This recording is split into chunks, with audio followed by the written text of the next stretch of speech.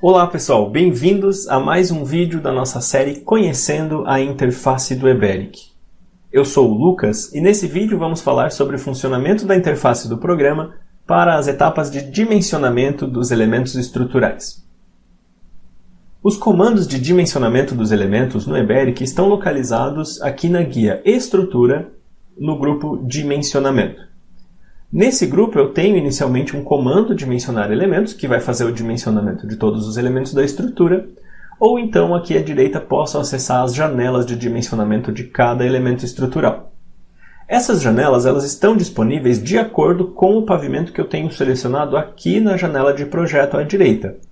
Portanto, se eu tenho selecionado o pavimento térreo, por exemplo, que é onde eu tenho as fundações, o programa habilita a janela de dimensionamento dos blocos. Porém, se eu alterar para um pavimento que não tem fundações, não estão habilitados os blocos aqui para o dimensionamento. Portanto, essas janelas aqui, se algum dos botões não está disponível, isso significa que não existe esse elemento no pavimento, ou então que ainda não foi feito o processamento da estrutura. Se eu não souber o que significa algum desses desenhos, posso só manter o mouse parado em cima e o programa já exibe uma legenda. Tá?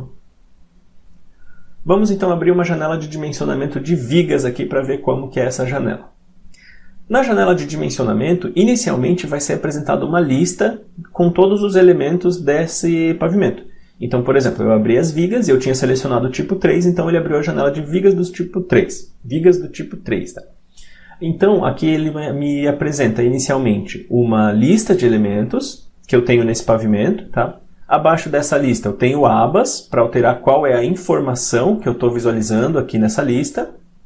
À esquerda dessas abas tenho botões de dimensionamento. Nesses botões é onde eu vou encontrar as principais funções aqui de dimensionamento para eu verificar os resultados do elemento. Um destaque aqui para esses botões é o botão Relatórios. Nesse botão eu vou poder visualizar informações mais detalhadas, gerar relatórios de dimensionamento dos elementos. Então, por exemplo, aqui eu tenho um relatório de cálculo detalhado, que vai ser gerado um relatório mais detalhado do dimensionamento do elemento que eu tenho selecionado aqui na lista. Então, se eu clicasse aqui agora, ele ia gerar um relatório da viga V1, por exemplo. Tá? Abaixo aqui desses botões e das abas, eu tenho uma área de CAD. Nessa área de CAD, eu posso visualizar informações do elemento que eu tenho selecionado.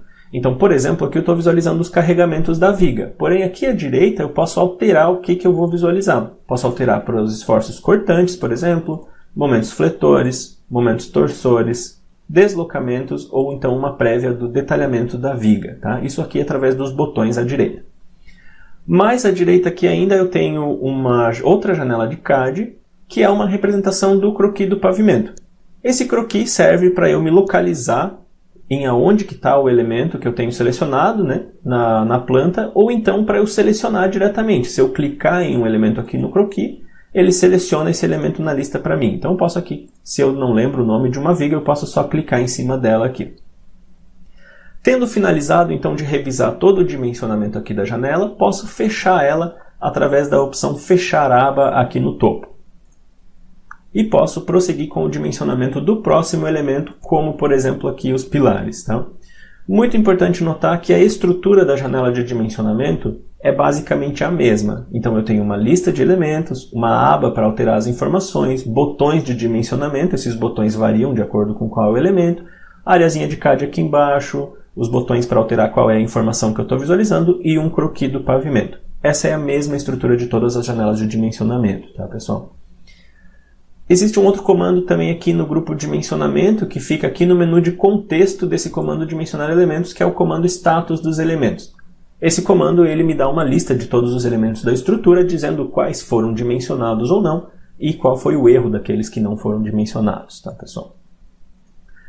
Então, essa é basicamente o funcionamento da interface do EBERIC nessas etapas de dimensionamento dos elementos estruturais, tá, pessoal? Se vocês gostaram desse vídeo, não esqueçam de deixar o seu gostei aí embaixo, se inscrever em nosso canal e dar uma olhada nos outros vídeos que nós temos disponíveis, que com certeza são muito interessantes. Nos vemos em nosso próximo vídeo. Tchau, tchau!